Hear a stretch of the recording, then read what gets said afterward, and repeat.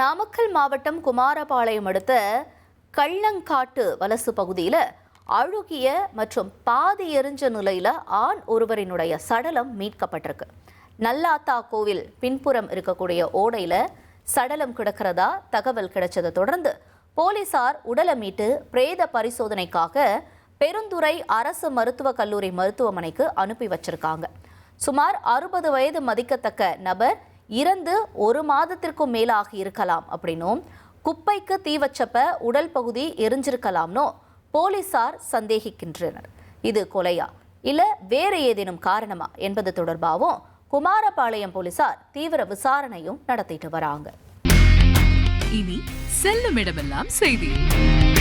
தந்தை டிவியின் வாட்ஸ்அப் சேனலை ஃபாலோ பண்ணினா செல்லருக்கும் இடமெல்லாம் செய்தி. இதோ QR கோட் இப்பவே ஸ்கேன் பண்ணுங்க, ஃபாலோ பண்ணுங்க.